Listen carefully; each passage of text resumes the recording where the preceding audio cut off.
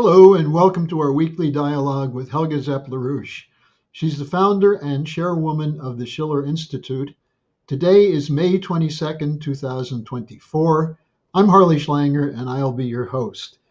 You can send us your questions and comments via email to questions@schillerinstitute.org, or you can post them in the chat box.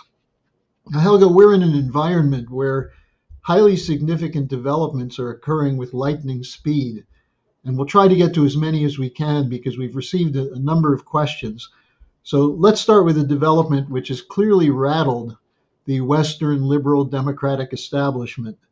And that's the decision by the International Criminal Court to request that arrest warrants be issued for Israel's Prime Minister Netanyahu, Defense Minister Gallant, and for 3 Hamas leaders. There are 2 questions that came in explicitly on this. The first, why do you think the International Criminal Court acted now, in contrast to their previous practice of not holding Western countries to account? And secondly, someone wrote, I think this is not serious. They'll never try to enforce it. What do you think? I think the reason why this is occurring is because the chief prosecutor, Khan, who is a British legal official with Pakistani background, who I heard an interview with and profile. I think he is an outstanding legal person who is convinced that you have to have a balanced approach to all sides if law is supposed to be upheld. Because if you are, and that's, I think, reflecting what he said in these interviews, that if you favor one side at the total neglect of the other one, you are destroying any legality of the system. And I think he, therefore, is basically not bending to the enormous pressure. And that's the second, refers to the second question. You know, the US Congress, I think they have launched a bipartisan effort to sanction Khan, to sanction the ICC, which is outrageous. I mean, if you really look at it, then the rules-based order, the so-called liberal democracy, they have such a blatant double standard that, when it goes against Africans, then it's okay. I mean, this refers to the previous court makeup. Then it's okay. If it goes against Putin, it's okay. But if it goes against somebody belonging to supposedly to the camp of the Western democracies, then it is anti-Semitic and not allowed. I think there is a whole list of such double standards, and that is becoming a major topic of discussion all by itself, because it's so absolutely obvious and blatant that you cannot overlook it. So I would express my, justified hope that the court will stand by its decision and not back down. Well, now we'll move to the danger of war. This is from a supporter from Northern California who writes, I never trusted Jeffrey Sachs, but I watched the interview he did with Mike Billington. It was very, very interesting. Sachs seems to be in agreement with the LaRouche organization that we're heading to World War III. But then today I read about the Russian decision to carry out tactical nuclear exercises near Ukraine, which they say have been provoked by US and NATO statements and actions. And I say, holy SH, what can be done to stop this rush to war? So that's his question for you, Helga.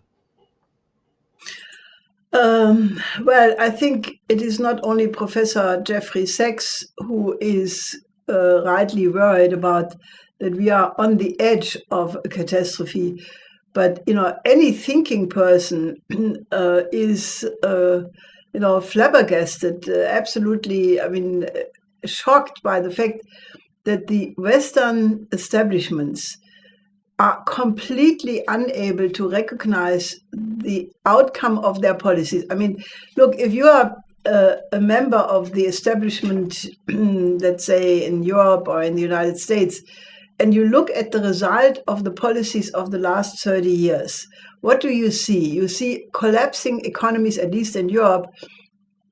In the United States, maybe less obvious because they still pretend to have a major financial power, but that is a giant on clay feet as well, which can crumble at any moment.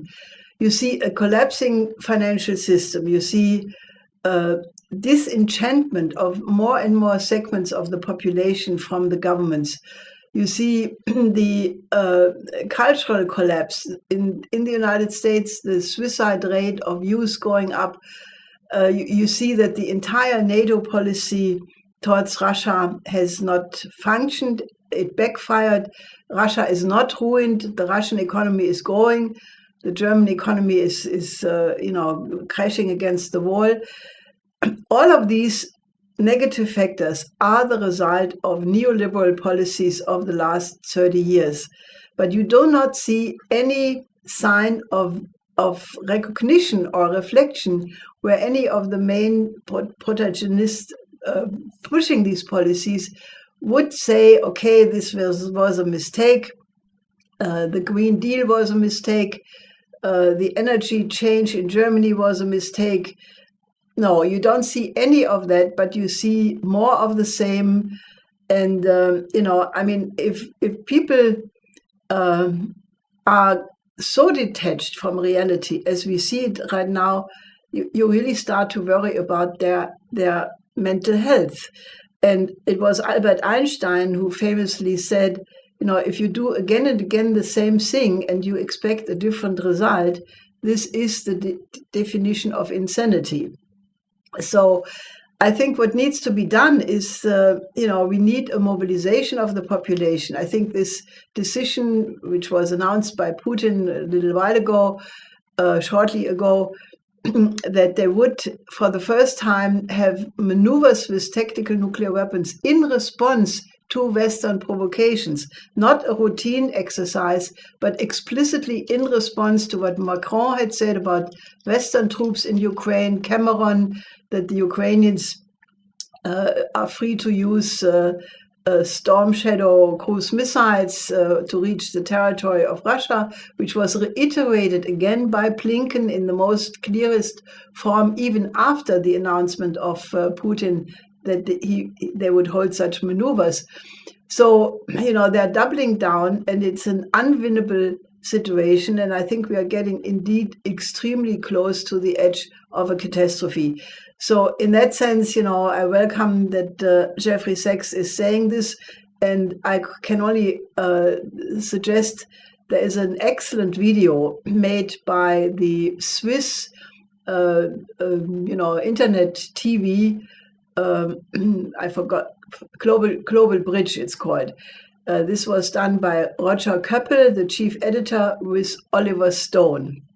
Now, Oliver Stone, who is, after all, a decorated filmmaker, he received 3 Oscars. He was nominated 12 times for Oscars. And he, in the most, stern warning, again, says the same thing what Sachs was saying. And he, very laudable, goes into the prehistory of the Ukraine war, the NATO expansions and all of this, which you are not allowed to say anymore in parts of Europe. In Germany, for example, you're not allowed to say that there is a history before the 24th of February 22. So I'm very happy that, or not happy, but I'm thankful to Köppel and Stone that they produced this video. And I would really urge it to get around, because people have to wake up. This is seconds before World War III, before 12. So you're listening to Helga Zepp May. We'll take your questions. You can send them to us at questions@schillerinstitute.org. And we have time so that you can go ahead and send them in to us. Now, Helga, there are questions going back to the Southwest Asia situation and the war danger there. Here's one that came from two different people, the same question. Why is Biden not being investigated since the U.S. is complicit as the largest contributor in arms and money and in political support to the genocide being carried out in Gaza? Well, I don't know. It may come, because now the chief prosecutor has made this recommendation about the arrest warrant against Netanyahu and Gallant. It is now up to the ICC to make a decision on that request. That is still pending. If they make a decision and stick to what the chief prosecutor has requested, then, the next step could be that those governments which have aided this genocide could be on the line as well. So I think we should, wait and see what happens because, the difference between this and any similar comparable situations like the Holocaust in Germany 80 years ago is everybody has seen it. There is no way, you had it with the TV stations, Al Jazeera and many others, into your living room day by day. And, therefore there is no way to cover it up. Too many people, too many countries know about it. So I would not exclude anything at this point. Here's a question that came in from a contact in Ireland, referring to the Ireland joining with Spain and Norway, announcing the recognition of a Palestinian state. This is after the UN General Assembly voted overwhelmingly to recognize Palestine, but the United States voted against it. This person writes, Ukraine is lost. Governments in Europe are unpopular. Why is there no move in Europe to break from the Anglo-American control? Is it money? Is it NATO? Why? Well, that is obviously the 64 million euro or dollar or whatever question, because, in a certain sense, the whole world can see what is happening. If you are talking to people in Latin America, in Africa, in Asia, they all ask that same question. Why is it that Germany, for example, or the European countries in general, why are they not defending their own self-interest? Why are they giving away everything? Germany right now is falling apart, in a speed which is absolutely breathtaking. And is the German government acting on the German interest, which would be basically, to as quickly as possible go for a diplomatic solution in Southwest Asia, support the Oasis plan, support peace plan for Ukraine? There are several excellent proposals on the table. For example, there is the 12-point peace plan by China. Then there is a new, very simple proposal by a former UN official's desires, which is very simple and obvious, these always including naturally the participation of all war parties, as compared to this completely useless PR affair, which will be conducted in Switzerland in the middle of June, where they have invited everybody except Russia, which means this event will be a failure from the very minute it starts. Naturally, from the BRICS countries, Brazil, Russia, China, and South Africa have already announced that they will not come. Modi announced that India will send a representative to make the voice of the Global South heard. Now, that may not be a bad thing, because, the Global South for sure is not in favor of the NATO narrative. They have made that very, very clear. So maybe it will be useful to hear from an Indian voice the view of the global majority on this matter. But, I think the fact that the European governments are so spun in their own web of illusions, of their own narratives, that they may even start to believe it right now. And that makes it all the more important why you should join the efforts of the Schiller Institute and the International Peace Coalition. I mean, with the Schiller Institute, we are conducting conferences all the time. We just had 2 major conferences for the Oasis plan. We soon will have another conference which you should look out for. And the moment it's announced, you should register and participate. We have the IPC discussion every Friday. You can register for it if you contact us. So I think it's. I think it is money. It's privilege. It's belonging to the club, being blind to the actual. I mean, I hate to say it, but if I look at some of these figures who represent the governments these days, they are such a mediocre bunch, and that is probably flattering them for no good reason. If I compare them to the older politicians like Adenauer, de Gaulle, Indira Gandhi, Herbert Wehner, and even if you don't like him, Franz Josef Strauss, these were people who had knowledge, they had format, they had stature.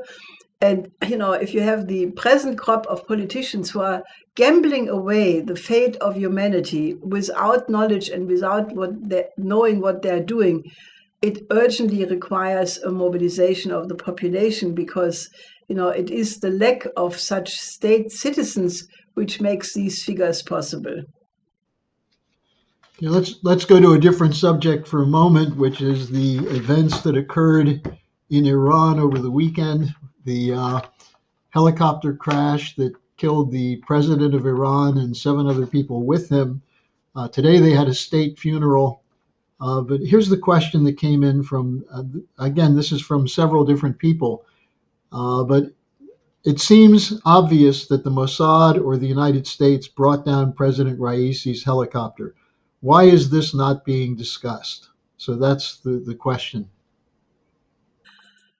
Well, because it's not clearly identified, and I think we should wait for the investigation, which I'm sure will be done very thoroughly.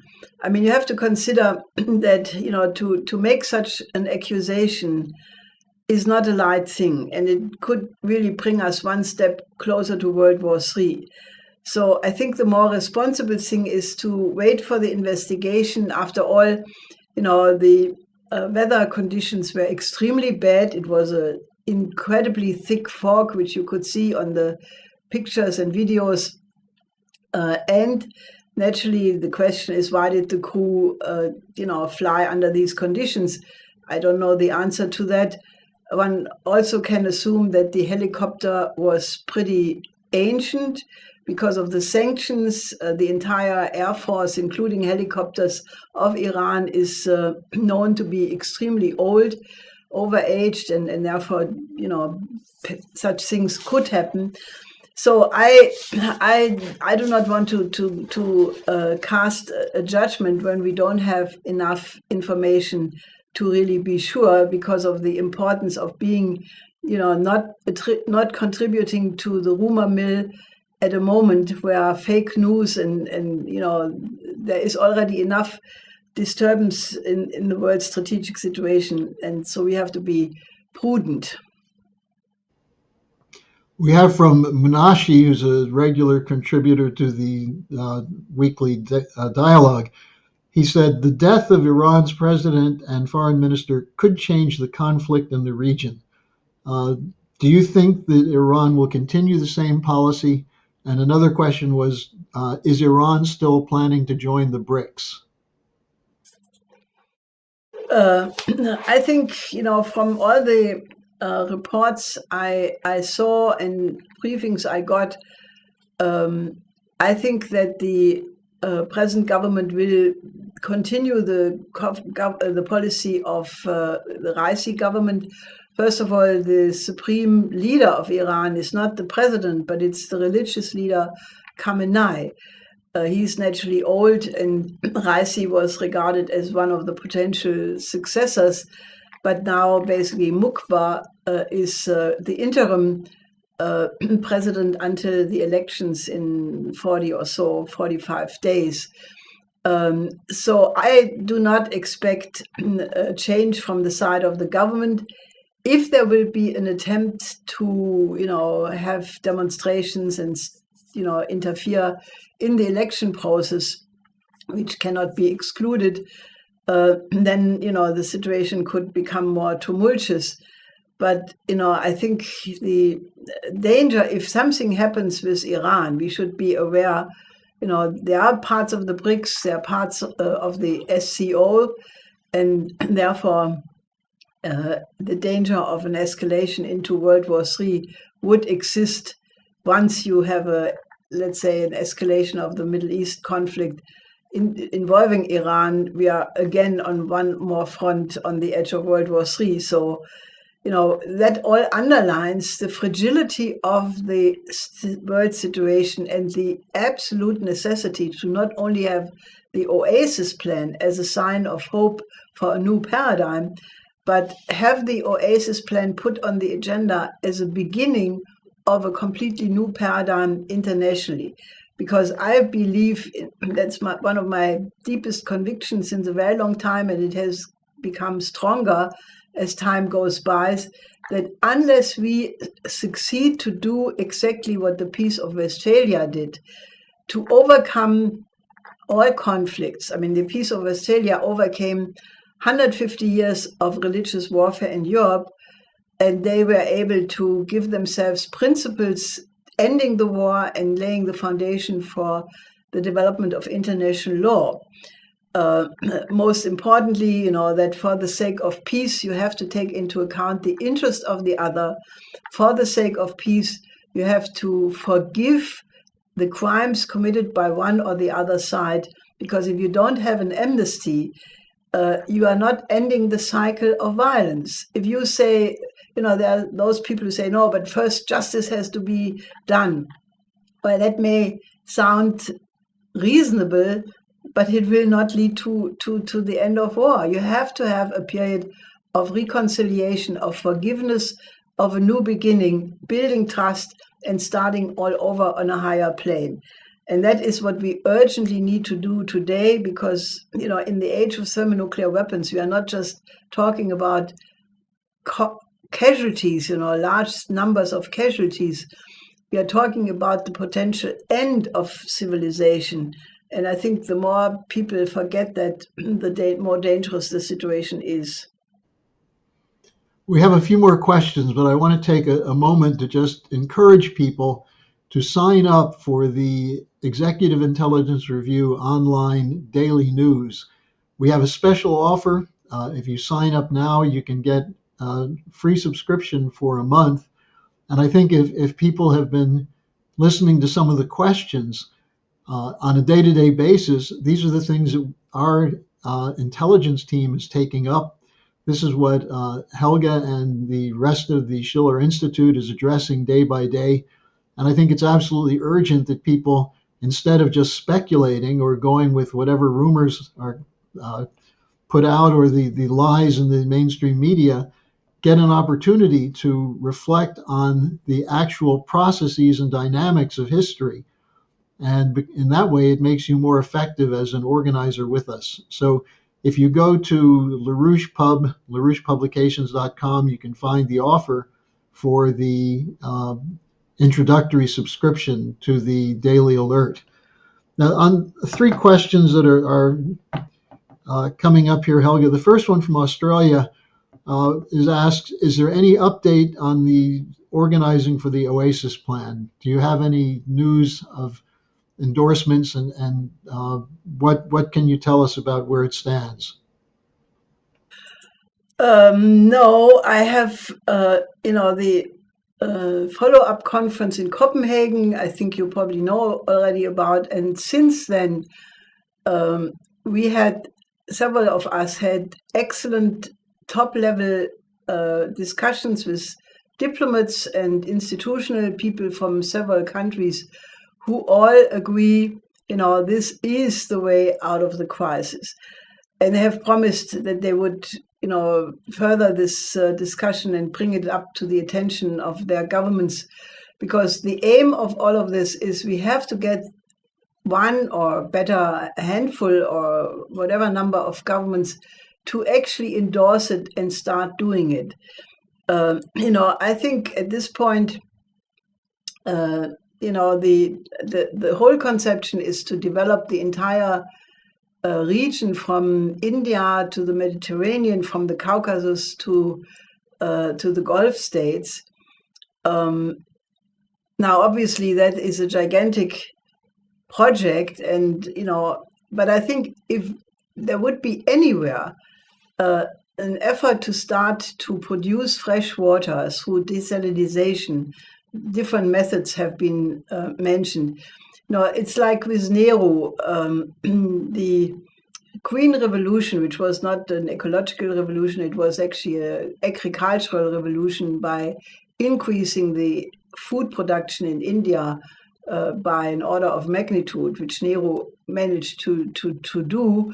He did that by, working with those farmers who agreed to do it, because not everybody wanted to do it. Some people wanted to stick to their old ways. But once they saw what success these farmers who did go along with the change had, it became a widely attractive change in agricultural production. And I think something like that should be done. So if there's any government, like Jordan or any government which is convinced that this is the right way to do, start a project anywhere rather than just waiting. Naturally, I think it needs the actual Oasis plan needs a decision not only by the participating governments, but I think it does require an actual decision by all the major neighbors, which is Russia, China, Iran, India, Egypt. So these are countries which are not directly affected, but they are the sort of the guarantors of such a project. And, then it would fit in nicely in the BRI, which is already being extended in various forms with the CPEC corridor in Pakistan, with other projects in several countries.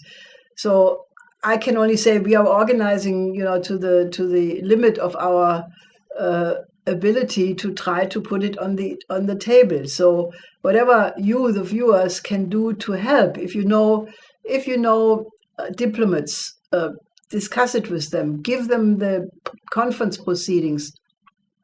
If you know nuclear physicists, get them excited. We are in discussion with several nuclear physicists, water management experts, and others, because you need to organize a whole community, of scientists, of engineers, of diplomats to actually further this. So it's I'm actually quite optimistic that it can be done if there is not the big war preventing it all from happening. That's why it is all the more urgent that you help. Well, as you've just been discussing the role of the BRICS in the region, question came in from, I think it's Dotamar. Is the BRICS group accepting new members, and what are the criteria to join? Yes, they are accepting new members. I think I just heard today that Algeria is now requesting to be a member, and it's being accepted. There were several requests even after the last Johannesburg summit last year in South Africa. There were anywhere between 30 and 40 countries who had expressed interest.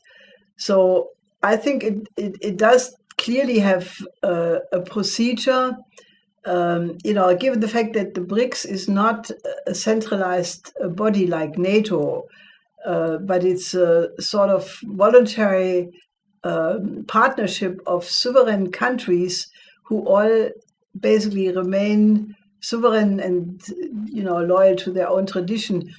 I think it's not something which is there is not a passepartout But I think there are indeed different negotiations and discussions for countries to become members. But I would expect that this is going to accelerate throughout this year, given the fact that the next BRICS summit is in Russia. I think the last I heard was that it was in Nizhny Novgorod, not in Kazan, but whatever.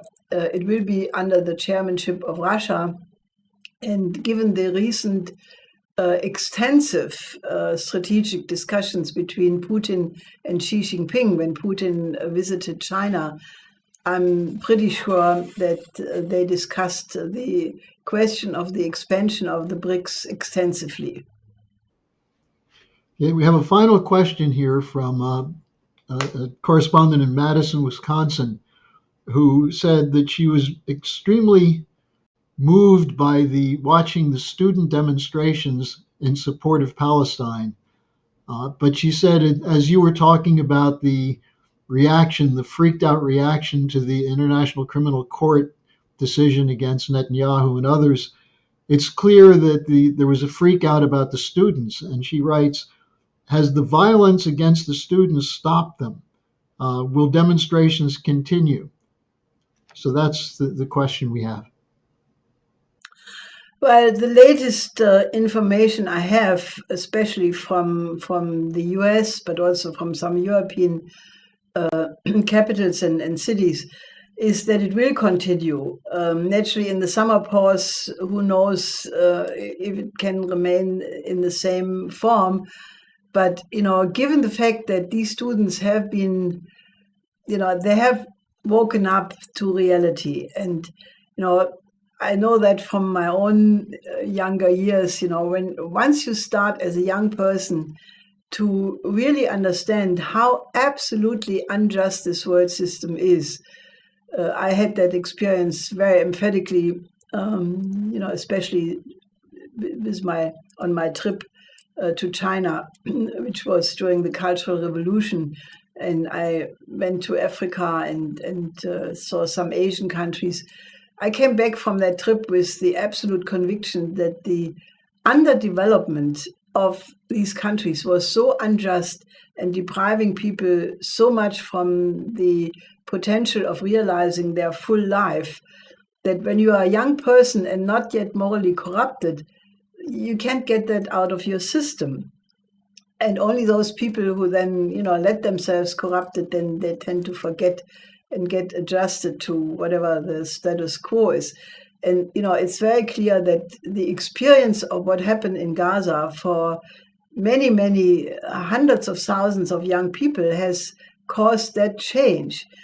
And given the fact that we are in such a tumultuous tectonic change, I mean, we are experiencing right now the collapse of the liberal order, the emergence of a new system of countries who want to have a partnership of equals, of, respect for the other country, the sovereignty, non-interference into the internal affairs. I mean, this is a huge change. It's like 600 years of history of colonialism are coming to an end. And I do not think there is zero chance that the genie can be put back in the bottle, because, this is a world revolution taking place. And therefore, I don't think that this will calm down. I think it will impact all countries, including Germany for that matter, because Germany is now caught in a real paradox, because on the one side, they are signers of the ICC, unlike the United States. So they, basically say, we have to stick to whatever the ICC is saying. But then they have this, total loyalty to Israel, no matter what the government is, which doesn't make sense at all, because if they would have learned anything from history, they would take the side of the ICJ and now the ICC.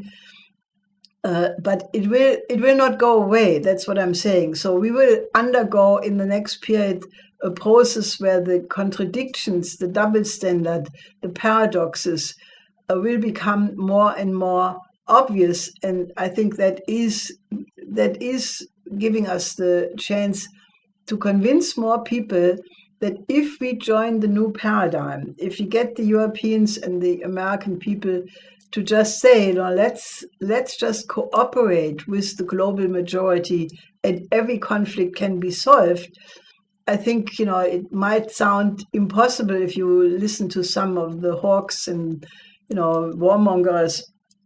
But I think the interest of the people is that we join with the global majority. So you should help us to do that.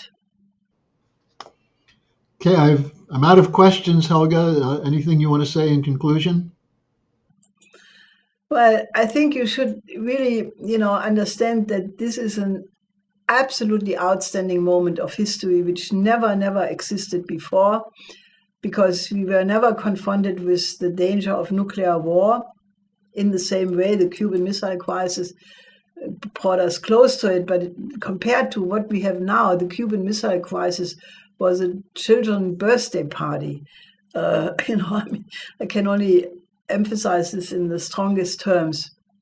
On the other side, I think there is also, if we get out of this present dynamic into a world where nations work together, we have the chance to overcome poverty. We have enough science and technology to make the life of every person on the planet livable and beautiful and full of chances to realize all potentials which are inside people's existence. So it is the time to become political, and to become political preferably with the Schiller Institute, and then our chances that we come out of this in a positive way are increasing by your action. So do it. Okay, Helga, thanks for joining us today, and hopefully we'll see you again next week. Yes, till next week.